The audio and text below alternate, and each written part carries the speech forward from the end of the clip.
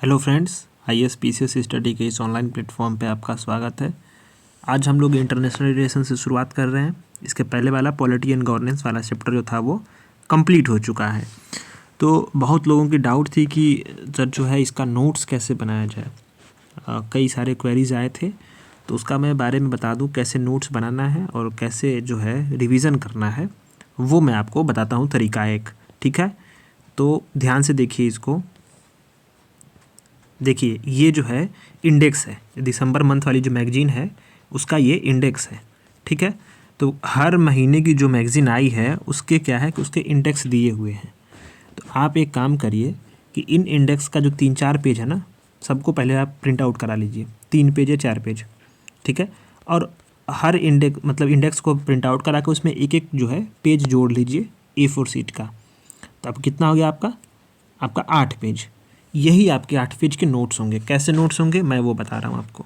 ठीक है, तो देखिए अब क्या है कि इसमें आप देखिए जो जो चीज़ें दी हुई हैं, यहाँ एक स्पेस दिया है ना, आपराधिक कानून सुधार संहिता संबंधी अधिनियम। ठीक है, इसमें प्रीलिम्स का जो भी फैक्ट होगा, करना क्या है आपको यहीं पे नोट कर लेना है थोड़ा थोड़ा करके शॉर्ट में। ठीक है, नई स्पेस बच रहा है, पीछे वाला पेज एक ऐड किए हैं, वहाँ पे 1.1 डाल के नोट कर लीजिए, मुश्किल से 2 से 3 लाइन में। ठीक इसी तरह से जैसे प्रेस और पत्रिका पंजीकरण, वहाँ मैंने बताया ना कि जो जो प्रीलिम्स के लिए इंपॉर्टेंट है, उसी फैक्ट को शॉर्ट में यहाँ पे नोट कर लीजिए। जैसे ये था कि आपका ग्राम मानचित्र किस मंत्रालय के थ्रू जारी हुआ, क्या करेगा। ठीक है, बस स्पेशल फास्ट ट्रैक कोर्ट का था, ये कैसे करना है इसको ये देख लीजिए। ठीक है, इसके साथ साथ जो है आपका लोकायुक्त है। ठीक है, लोकायुक्त के क्या प्रावधान है, कहाँ कहाँ पहले लोकायुक्त की स्थापना हुई थी, बस शॉर्ट में। जैसे महाराष्ट्र में है, महाराष्ट्र ने संशोधन किया एक्ट के बारे में, उसको नोट कर लेना है। एनसीसी गठन कब हुआ, किस समिति की सिफारिश पे हुआ, उस समिति का नाम लिख लीजिए। ठीक है, और इसके बाद जो है आखिर उसमें न्यूज में क्यों रहा था, पीछे वाला पेज में उसको ऐड कर लीजिए। तो यहीं शॉर्ट में अगर करेंगे आप तो सोचिए कि पूरा जो महीने का जो मतलब ये मंथ्स का जो जितना भी ये कंटेंट है वो आपका 7 से 8 पेज में नोट्स बन जाएगा। सभी जो है सभी सेक्शंस में ऐसे ही करना है। छोटा छोटा जो है प्रीलिम्स रिलेटेड जो भी चीज़ें हैं 1 लाइन में 2 लाइन में उसको कन्वर्ट करके आपको बना देना है। ठीक है, मैं इसका जो है सैम्पल वहाँ पे डाल दूँगा टेलीग्राम पे, टेलीग्राम ज्वाइन कर लीजिएगा आप लोग। सभी चीज़ें जो हैं यहीं से हो जाएंगी। ठीक है, अब करना क्या है, उसी पेज को बार बार के रिवीजन करना है और वहीं से सब आपका रिवीजन हो जाएगा। ठीक है, उसके बाद करेंगे कि हम लोग ये PT 365 आएगी। PT 365 अभी आई नहीं है, आएगी जब तो वहाँ से जो कुछ बचा रहेगा वहाँ करा देंगे। उस वीडियोस को देखना है और ये जो नोट्स आपका इंडेक्स वाला है ना, इसी को बार बार रिवीजन करिएगा, ये इससे सब चीज़ें हो जाएंगी। जैसे अब इसमें प्रीलिम्स के लिए क्या इंपॉर्टेंट है, GCC के लिए मान लीजिए पढ़ना है। ठीक है, तो GCC में सवाल अगर आप PYQ देखे होंगे तो क्या पूछ सकता है कि आखिर ये न्यूज में क्यों रहा, बस उसको देख लेना है एक बार एक नज़र से। GCC के बारे में देख लेना है कि गल्फ़ काउंसिल क्या है। ठीक है, इस क्यों न्यूज में रहा, और मुख्य कोई एक जो है टॉपिक यहाँ से निकल जाएगा मेंस के प्रीलिम्स के लिए, उसको नोट कर लेंगे। तो ये आपका प्रीलिम्स का हो गया। मेंस के लिए करना क्या होता है, जैसे अब ये सवाल कहाँ बनेंगे मेंस में सवाल इसलिए बन सकते हैं, ऐसे बन सकते हैं कि भारत और GCC संबंधों के चुनौतियों को दर्शाते हुए, ठीक है, कुछ मतलब उसके समाधानों का उसका समाधान लिखिए या फिर उसका आलोचनात्मक वर्णन कीजिए, ऐसा सवाल बन सकता है। तो उसका संबंध में भूसामरिक संबंध ऐसे 1 लाइन में लिखिए ना। नोट्स कैसे बनता है, पूरा बुक ही थोड़ी छापना है। भूसामरिक, ठीक है, भूसामरिक आपने लिख दिया। ठीक, भूसामरिक, इसके बाद उसके आगे नोट कर लीजिए कि जैसे कि महत्वपूर्ण समुद्री व्यापार मार्गों से निकटता है। ठीक है, साथ क्या है कि उग्रवाद आतंकवाद निपटने के लिए क्या है ये महत्वपूर्ण भूमिका, प्रवासी नागरिक, ये सब टॉपिक्स क्या है, ये कीवर्ड्स हैं। इसी कीवर्ड्स में क्या है, रेमिटेंस का सबसे बड़ा प्रवाह है। रेमिटेंस यहाँ पे मतलब जो वहाँ से पैसा आता है, जो यहाँ के लोग कारीगर काम करते हैं। ठीक है, आर्थिक है, मैंने सबसे बड़ा व्यापारिक साझेदार है। इसके बाद क्या है, ऊर्जा सुरक्षा। ये तमाम पॉइंट्स को नोट कर लीजिए मेंस में, ये इसी को मेंस में लिखना होता है। तो आप करेंगे क्या कि जितना भी आपका इंडेक्स है उसको डाउनलोड कर लीजिए, उसका प्रिंट आउट निकलवा लीजिए, सिर्फ 4 पेज, उसमें प्रीलिम्स का कंटेंट लिख लीजिए। मेंस का जो एक पेज जोड़े हैं हर पेज के बाद, उसी पेज पे मेंस का छोटा छोटा बन सकता है कंटेंट, सब कुछ नहीं लिखना होता है। ठीक है, बाकी चीज़ें अगर कुछ रिवीजन के लिए बचेंगी तो यहाँ वीडियोस पड़ी हैं, उसको रिवाइज कर लीजिए वीडियोस से, तो वो चीज़ें हो जाएंगी। ठीक है, अब बैठेंगे बनाने नोट्स तो पूरा अगर मैगजीन का नोट्स बनाने लगे तो महीना बीत जाएगा, मैगजीन का नोट्स नहीं बनने वाला। ये व्यवहारिक बात बता रहा हूँ मैं आपको। ठीक है, तो चलिए शुरुआत करते हैं। भारत खाड़ी सहयोग परिषद GCC संबंध, ये इम्पॉर्टेंट है, न्यूज़ में क्यों रहा कि जो विदेश मामलों की संसदीय स्थायी समिति है उसने जीसीसी के सदस्यों के जो सदस्य हैं उनके देशों में जो कैद भारतीय नागरिक हैं उनको कानूनी सहायता प्रदान करने की सिफारिश दी है। मतलब जीसीसी के जो सदस्य देश हैं, अब बात आ रही है जीसीसी के सदस्य देश, तो जीसीसी क्या है? Gulf cooperation council. ये मैप आप देख रहे होंगे, इसमें जो है जो भी देश दिखाए गए हैं ये आपके गल्फ कंट्रीज़ में आते हैं। जैसे कि कौन सा हो गया? सऊदी अरेबिया हो गया, बहरीन हो गया, यहाँ पे कुवैत दिख रहा होगा, ओमान दिख रहा है, कतर दिख रहा है, ये यूएई है, ये और ये आपका जो ओमान है एरिया, ठीक है। तो ये क्या है आपका जो है ये आपके गल्फ काउंसिल में आ गए, ठीक है। तो गल्फ कोऑपरेशन काउंसिल है ये, इसमें 6 देश हैं। ये 6 देशों का क्या है? एक जो है राजनीतिक और आर्थिक संगठन है, एक जो है ये रीजनल ऑर्गेनाइजेशन है, रीजनल ऑर्गेनाइजेशन है ये, ठीक है। 6 देश इसमें कौन कौन से हैं ध्यान देना है, प्रीलिम्स के लिए भी ध्यान देना है, ये प्रीलिम्स इंपॉर्टेंट है। इसमें सऊदी अरब है, यूएई है, कतर है, कुवैत है, ओमान है और बहरीन है, ठीक है। Qatar, Kuwait, Bahrain, Oman, UAE और सऊदी अरब। इसकी स्थापना कब हुई थी? 1981 में हुई थी और इसका जो है मतलब रियाद सऊदी अरब में, ठीक है। इसकी आधिकारिक भाषा क्या है? अरबी है। तो ये बात है, इसमें क्या है कि इन सारे देशों में बहुत सारे भारतीय जो हैं वो कैद हैं। तो जो हमारे विदेश मामलों की जो संसदीय स्थायी समिति है उसने यही सिफारिश की कि इन देशों में जो कैद भारतीय हैं उनके जो है उनको कानूनी सहायता उपलब्ध कराई जाए, ठीक है। तो ये बात है, यानी यहाँ पे 8000 से अधिक भारतीय जेल में बंद है, जिसमें क्या है कि विचाराधीन कैदी हैं सहित, मतलब ये क्या है कि इसमें 4600 खाड़ी देशों में बंद है। तो क्यों बंद है? क्योंकि यहाँ पे बहुत सारा जो है लेबर फोर्स जो है इंडिया से जा करके वहाँ पे काम करते हैं और रेमिटेंस का सबसे बड़ा माध्यम भी है वो। तो यही बात है, वहाँ पे अब कुछ उनसे अपराध भी हो जाते होंगे, कुछ कमियाँ, कुछ दिक्कतें होती होंगी, तो इस कारण वो जेल में बंद है। और हाल ही में एक न्यूज़ आपने सुना होगा कतर के बारे में, हम लोगों ने बताया भी था कि कतर की एक अदालत ने भारतीय जो नौसेना थी उसके 8 पूर्व कर्मचारियों को मृत्युदंड की सज़ा भी सुना दी। इन पर इजराइल के लिए जासूसी करने का आरोप लगा था। तो ये बहुत सारे मुद्दे हैं, ठीक है। तो विदेश में भारत के कानूनी सहायता मिशन के बारे में थोड़ा सा जानना है कि जो भारतीय कानूनी सहायता मिशन है उसके तहत क्या है, कानूनी खर्च वहन करने में जो भी असमर्थ भारतीय हैं, संकटग्रस्त जो परिस्थिति में फंसे हुए हैं, उनको क्या है प्राइमरी जो है ये जो कानूनी सहायता होती है वो दी जाती है। कौन कौन सा? जैसे कि मुकदमा दायर करने के लिए या लड़ने के लिए वित्तीय सहायता देना, जो भाषा संबंधी दिक्कतें आ रही हैं जैसे अरबी वगैरह में, तो उनको क्या है कि अनुवाद के लिए सुविधाएं प्रोवाइड करना, उन भारतीय जो उन सूचीबद्ध गैर एनजीओ जो होते हैं वो क्या हो सकते हैं, उनको जो है उन एनजीओज़ के माध्यम से जो मुकदमाबाजी होती है उसमें कुछ उनको कम्युनिकेशन प्रोवाइड करना, उनको जो है कि सहायता देना, परामर्श देना, तमाम चीज़ें यहाँ पे आती हैं, ठीक है। तो इसमें क्या है कि इसमें केवल जो है कानूनी सहायता प्रदान की जाती है मुकदमेबाजी में, ठीक है। इसके बाद क्या है कि जो भारतीय मिशन होता है वो स्वयं लड़ने नहीं जाता है, वो व्यक्ति जो है वो खुद जाएगा लड़ने, पर उसमें सिर्फ कानूनी सहायता दे दी जाएगी, ठीक है। और ये जो फीस है उसका वकीलों का कौन भुगतान करेगा? भारतीय समुदाय कल्याण कोष, ठीक है। ये बात है, इंडियन कम्युनिटी वेलफेयर फंड के माध्यम से जो फीस का होता है उसका भुगतान होता है। तो इंडियन कम्युनिटी वेलफेयर फंड का इस्तेमाल क्यों होता है? कानूनी सहायता के लिए होता है। ये इंडियन कम्युनिटी वेलफेयर बोर्ड जो है फंड जो है बनाया गया है वकीलों की फीस देने के लिए कानूनी तौर पे, भोजन और आवास सहायता, आपातकालीन चिकित्सा, फंसे हुए जो भारतीय हैं उनको हवाई वाहनों से बाहर निकालने के लिए सुरक्षित तौर पे, भारतीय नागरिकों का जो पार्थिव शरीर उसके परिवहन के लिए, और अन्य सारे जो है वित्तीय और कानूनी सहायता वगैरह के लिए जो है ये होता है। अब क्या है इसमें कि जो ICWF है यानी इंडियन कम्युनिटी वेलफेयर फंड है, उसके जो है भारतीय मूल के व्यक्ति और भारतीय जो प्रवासी नागरिक कार्ड धारक होते हैं वो व्यक्तिगत वित्तीय सहायता के लिए पात्र नहीं होते हैं, ठीक है। नॉर्मल लोग जो है वो पात्र होते हैं। तो अब बात आती है कि GCC के बारे में यहाँ पे बात की गई थी कि खाड़ी सहयोग संगठन के सदस्य देशों में जो कैद भारतीय हैं उनको सहायता दी जाए कानूनी।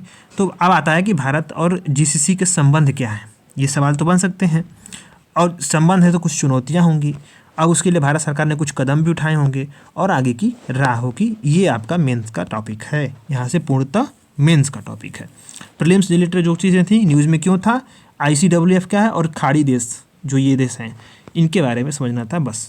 तो GCC संबंध में है कि भूसामरिक, अब क्या है कि GCC सदस्य देशों की जो महत्वपूर्ण क्या है कि वो महत्वपूर्ण समुद्री मार्गों से निकटता है।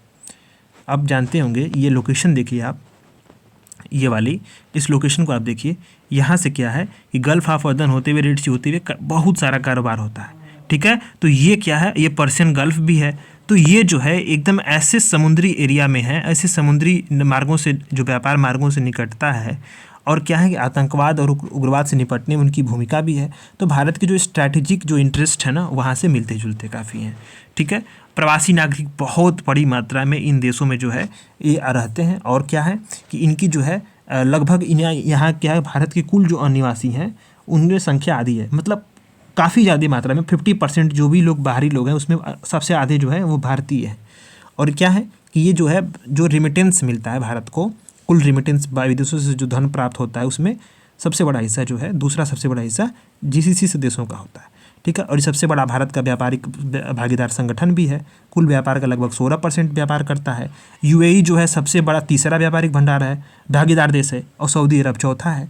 ऊर्जा सुरक्षा का देखें तो भारत अपने तेल का आयात लगभग 35% और गैस का आयात लगभग 70% इन्हीं देशों से करता है। रक्षा के लिए क्या है कि कतर के साथ रक्षा समझौता भारत ने किया है। यूएई और सऊदी अरब और ओमान के साथ खुफिया जानकारी साझा करने की भी समझौता हुई है। अंतर्राष्ट्रीय मंचों पर देखें तो भारत के मजबूत रुख को जीसीसी ने स्वीकार भी किया है।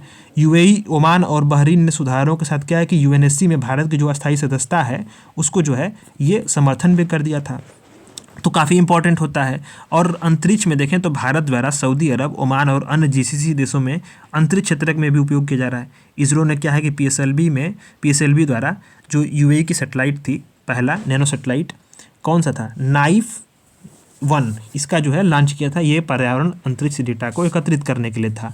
ठीक है, हालांकि क्या है कि बहुत सारी चुनौतियां भी हैं।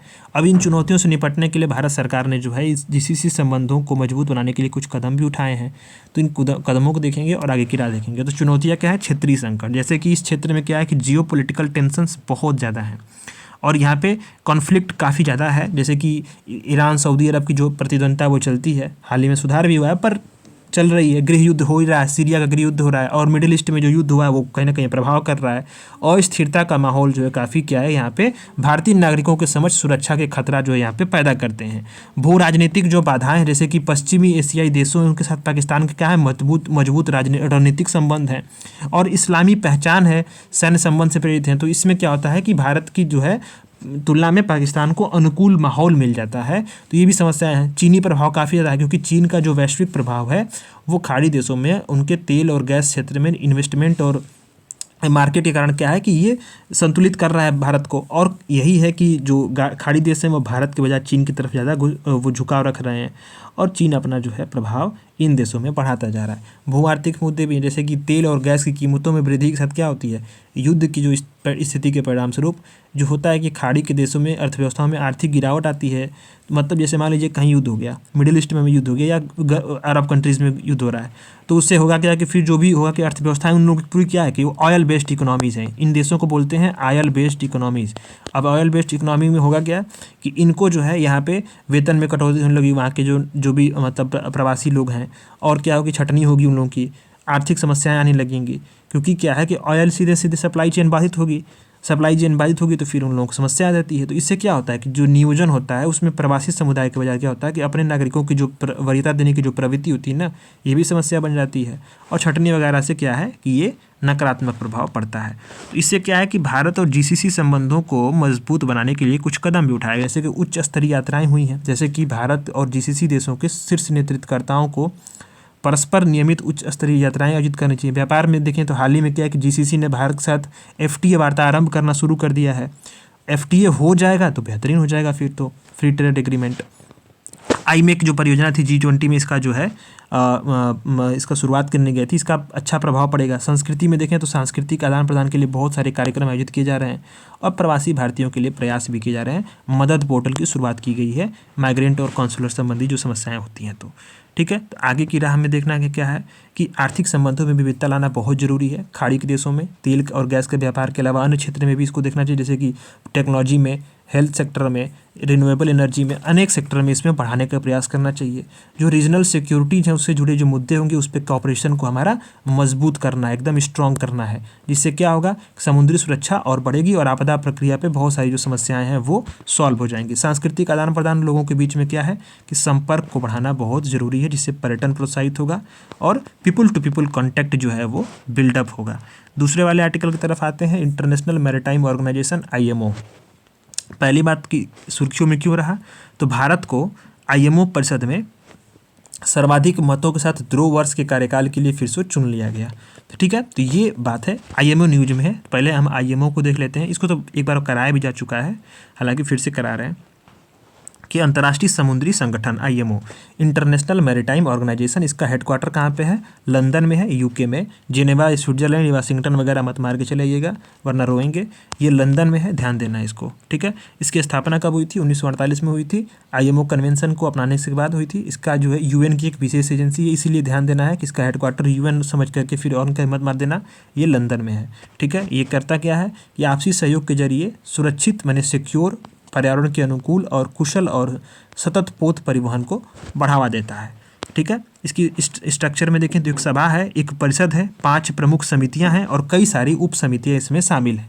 जो 5 प्रमुख जो मुख्य समितियां हैं वो कौन कौन सी हैं, मेरीटाइम सेफ्टी कमेटी है, दूसरी मेरीटाइम जो है इन्वायरमेंटल प्रोटेक्शन कमेटी है, लीगल कमेटी है, टेक्निकल कमेटी है और फैसिलिटेशन कमेटी है।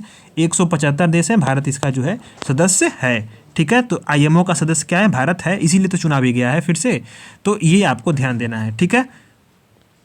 IMO के बारे में देखें, IMO परिषद के बारे में, तो ये क्या है, इसका एग्जीक्यूटिव बॉडी है एक IMO का, जो क्या करती है, इसके जो भी कार्य होंगे उसका जो है देखरेख करेगी, उसकी निगरानी करेगी। इसकी जो परिषद है उस मतलब ये जो 175 सदस्य देश हो गए, हालांकि जो इसके एग्जीक्यूटिव जो बॉडी है उसमें कितने देशों की संख्या है, 40।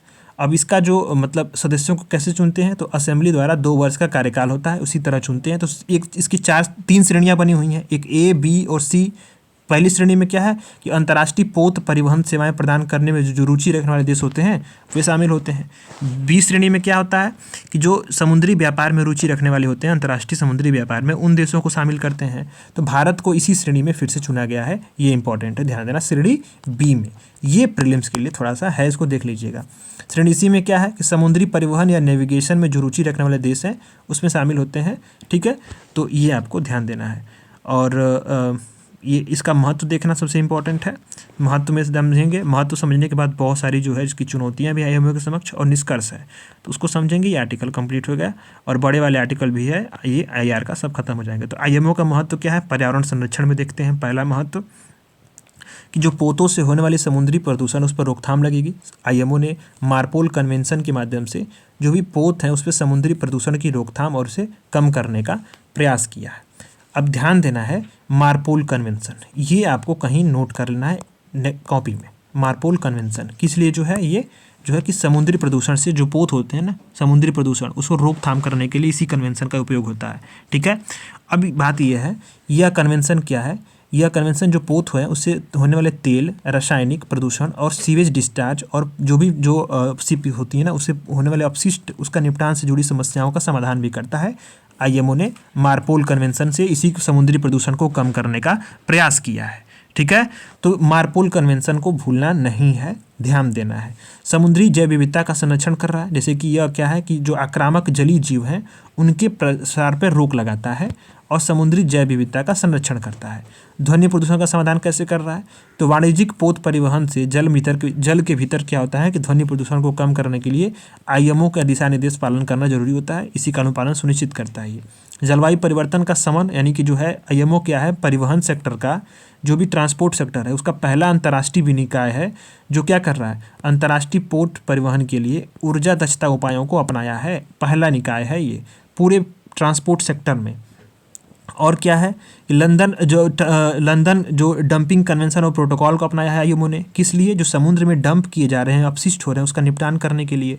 समुद्रों में तो बहुत सारे अपशिष्ट भी डंप होते हैं, तो इसमें ध्यान देना है कि IMO ने अपशिष्ट और अन्य पदार्थों की समुद्री में जो डंपिंग की जाती है उसको निपटाने के लिए क्या है, लंदन डंपिंग कन्वेंशन और प्रोटोकॉल को भी अपनाया है, ठीक है। इस कन्वेंशन के तरीके क्या होता है कि जो भी जो समुद्र की सतह के नीचे जो कार्बन कैप्चर है, भूगर्भिक जो संरचनाएं होती हैं, ज्योग्राफिकल स्ट्रक्चर्स होते हैं ना, वहाँ कार्बन कैप्चर और सिक्वेस्ट्रेशन की प्रक्रिया को नियंत्रित की गई है। ठीक है। अब अच्छा, ये बात है कि प्रच्छादन क्या होता है। तो प्रच्छादन होता है वो है कि जैसे क्या है कि वह जो है कार्बन डाइऑक्साइड को इस तरह से अलग करना और संग्रहित करना के कार्य जो होता है, जिससे क्या हो कि वह सुरक्षित रूप से संचित रहे। ठीक है, उसको सिक्वेस्ट्रेशन बोलते हैं। ठीक है। अब आप यहाँ पे 2-3 चीज़ें और देख लीजिए। समुद्री संरक्षण और सुरक्षा, इसको कैसे आईएमओ ने अपनाया है, तो सोलास कन्वेंशन। तो 2-2, 3-3 कन्वेंशंस हैं, जैसे कि एक लंदन डंपिंग कन्वेंशन और प्रोटोकॉल, दूसरा है मार्पोल, तीसरा जो है वो आपका क्या है, सोलास कन्वेंशन। ये किस लिए है, जीवन की सुरक्षा के लिए है। 1974 में ये आया था। यह कन्वेंशन क्या करता है, समुद्र में जीवन की सुरक्षा सुनिश्चित करने के लिए पोत निर्माण, पोत से संबंधित जो उपकरण है या पोतों की संबंधित जो आवाज़ आई उसके लिए मानक निर्धारित करता है। तो 2-3 क्या करना है आपको कि ये ट्रीटीज हैं 3-4, उसको भी लिखना है, जैसे कि मैं आपको अभी मार्क करा रहा हूँ, उसमें क्या क्या लिखना है।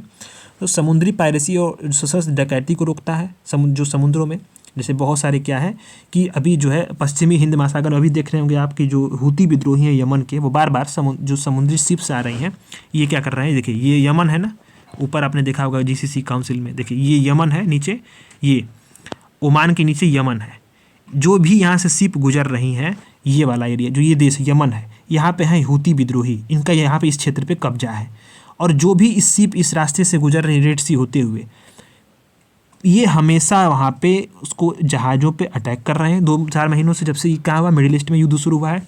और किसके समर्थन में है ये, तो जो भी जो है वहाँ पे क्या बोलते हैं, हमास के समर्थन में जो है हूती विद्रोही, ये क्या है, ईरान द्वारा बैकअप किए जाते हैं और ये जो है यहाँ पे फायरिंग कर रहे हैं। भारत के जहाज़ों पे भी अटैक हुआ, भारत ने कई बार इसको रेस्क्यू भी किया है, ये वीडियोस आपने देखा होगा। तो ठीक है, तो इसी के जो है इसी को मतलब इसी को सुरक्षित तरीके से पोतों की आवाजाही के लिए क्या है कि जो है यहाँ पे सोलास कन्वेंशन है जो है उसको अपनाया गया है, और जिबूती कोड ऑफ कंडक्ट को अपनाया गया है। जिबूती को आपने देखा होगा, वहीं पे है, हॉर्न ऑफ अफ्रीका में ये बना, वहीं पे एक देश है छोटा सा। Djibouti code of conduct IMO ने अपनाया है, किस लिए, पश्चिमी हिंद महासागर क्षेत्र में समुद्री पायरेसी और डकैती पर रोक लगाने के लिए। सशस्त्र डकैती, जो हथियारों के साथ डकैती होती है। सशस्त्र क्या है, सेपरेशन ऑफ अनलॉफुल एक्टिविटीज, इस ट्रीटीज है। यह क्या है, अंतर्राष्ट्रीय कानूनी फ्रेमवर्क है, जो क्या करती है कि जो पोत हैं, कोई पोत होता है, उसके खिलाफ गैर कानूनी जो कार्रवाई होती है ना, उसी गैर कानूनी गतिविधियों पर जो कार्रवाई उसको सक्षम बनाता है। ठीक है। उसके बाद क्या है, मादक पदार्थों की तस्करी की निगरानी, यानी कि जो आईएमओ ने अपनी समुद्री सुरक्षा समिति और सुविधा समिति के माध्यम से जो मादक पदार्थ तस्करी हो रहे हैं पोतों पे रोक लगाता है। आपको करना क्या है, यहाँ पे देखिए, पहली चीज़ है, कॉपी ले लीजिएगा, आईएमओ के जो भी कन्वेंशंस हैं इसको लिख लीजिए, क्योंकि ये क्या है प्रीलिम्स में कंफ्यूज कर देगा। एक है मार्पोल कन्वेंशन, ऐसे नोट कर लेना है। मार्पोल कन्वेंशन किस लिए है, समुद्री प्रदूषण की रोकथाम और कम करने के लिए।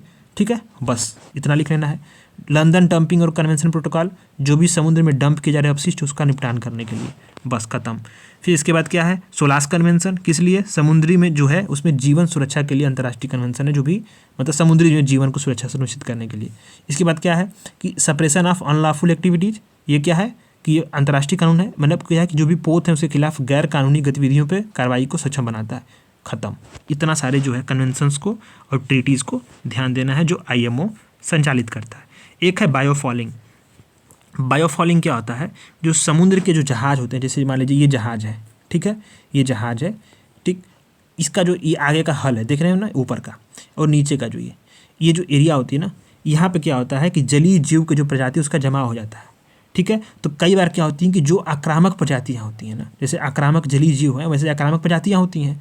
अब क्या होती हैं कि मान लीजिए कि रेड सी से जा रही है और ये अटलांटिक सी में पहुंच गई जहाज़, वो जमे होते हैं मान लीजिए यहाँ पे फंसे हैं और वहाँ पे जाकर निकल गए। वो अब क्या हो कि ये जो है यहाँ से ये जीव गए और जहाज़ के माध्यम से दूसरी जगह पहुँच गए। अब क्या होगा कि वहाँ आक्रामक प्रजातियाँ हैं, अब क्या करेंगी, आक्रामक प्रजाति तो जाहिर बात है कि जहाँ स्थानीय प्रजाति उसको नष्ट करेगी, जैसे यूकेलिप्टस है उस पर रोक लगी, क्योंकि ये क्या है कि आक्रामक पेड़ है यूकेलिप्टस। ठीक है, तो इसी तरह से कि बायोफॉलिंग के बारे में बताया गया कि बायोफॉलिंग पे पहले क्या किया आईएमओ ने, तो आईएमओ ने बायोफॉलिंग को नियंत्रित और प्रबंधित करने के लिए दिशा निर्देश जारी किए हैं।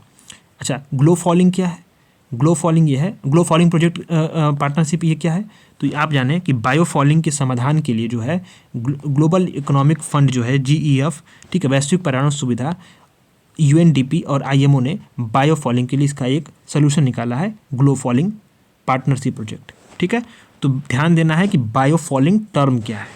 तो समुद्र के जो जहाज होते हैं उसके जो सामने वाला जो हुक होता है उसमें कुछ चीज़ें फंस जाती हैं और वहाँ से आक्रामक प्रजाति जो होती हैं वो एक जगह से दूसरी जगह वो ट्रैवल कर लेती हैं, तो वो समस्याएं उत्पन्न करती हैं।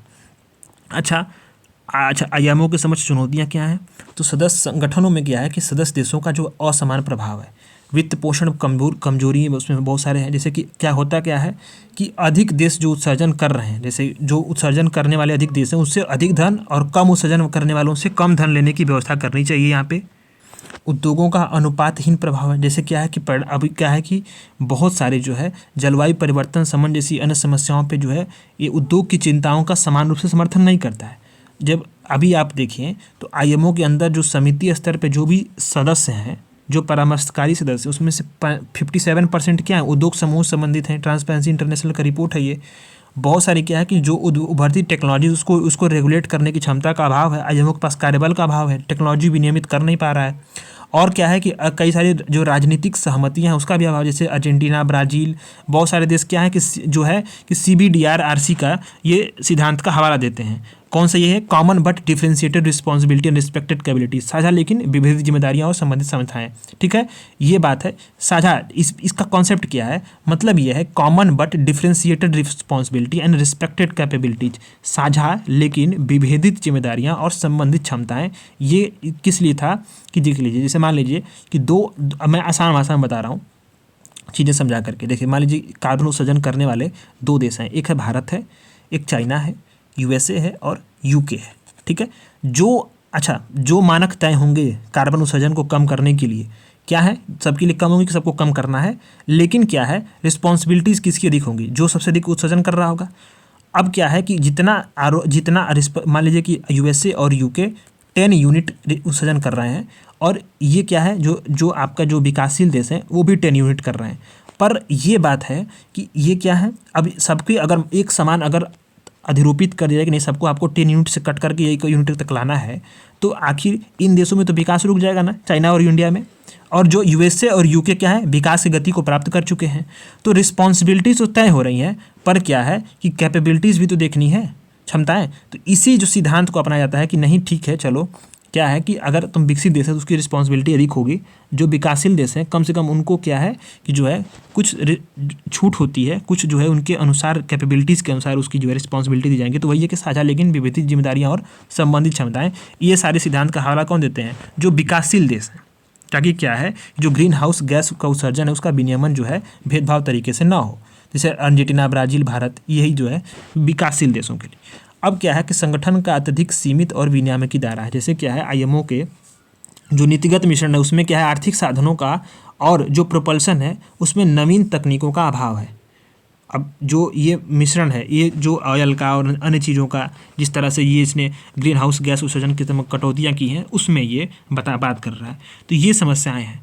अब क्या कर रही हैं कि जो भारत इसके लिए सदस्य चुना गया है, प्रीलिम्स के लिए बस उतना ही इंपॉर्टेंट था। IMO का वो सब जो था ना, ये कन्वेंशंस था IMO के बारे में, बायोफॉलिंग टर्म क्या है और ये चुना गया है किस श्रेणी में, बस इतना ही चीज़ आपको ध्यान देनी है, हेडक्वार्टर वगैरह। तो भारत के समक्ष ये क्या है, एक सक्रिय भूमिका निभाने की अवसर भी दे रहा है। और क्या कर सकता है, भारत संगठनात्मक और गवर्नेंस संबंधी सुधार भी मदद कर सकता है। और सतत क्या है कि भारतीय पोतों की सुरक्षित संधारणी आवाजाही को सुनिश्चित करने के लिए महासागरों, समुद्रों के संरक्षण और उसका संधारणी उपयोग SDG का 14 पद जो है ये क्या करता है, ये समुद्री जीव का संरक्षण और महासागरों के संधारणी उपयोग के बारे में बात करता है। ये SDGs के बारे में मैंने एक सेपरेट वीडियोस बनाई हुई, नीचे अपन देखिएगा, उसमें प्लेलिस्ट में पड़ी होगी। तो ये जो है उसका उपयोग करता है। तो SDG 14 क्या है, UPPCS में प्रीवियस ईयर क्वेश्चन है, 2 बार लगातार आ चुका है, 2023 में, 2022 में। अब हम लोग आते हैं अपने न्यूज इन शॉर्ट्स में। तो न्यूज इन शॉर्ट्स को थोड़ा नीचे शुरू करते हैं, नीचे वाले छोटे छोटे आर्टिकल हैं उसको कंप्लीट कर लेंगे और कल वाली जो क्लास होगी उसमें शाम वाली क्लास और ले लेते हैं, उसमें जो है न्यूज इन शॉर्ट्स क्या है उसको भी खत्म कर लेंगे। Tax inspector without the border, ये बात है, इसका आर्टिकल है। ये शॉर्ट वाले जो भी न्यूज इन शॉर्ट्स हैं उसका क्या है, tax inspectors without border, TIWB। इसने टैक्स इंस्पेक्टर विदाउट बॉर्डर ने सेंट लूसिया में एक कार्यक्रम शुरू किया है और भारत को पार्टनर एडमिनिस्ट्रेशन के रूप में चुना है। अब क्या है, भारत इस कार्यक्रम के लिए कर विशेषज्ञ कराएगा। जो TIWB यानी कि टैक्स इंस्पेक्टर विदाउट बॉर्डर क्या है, OECD और UNDP की पहल है।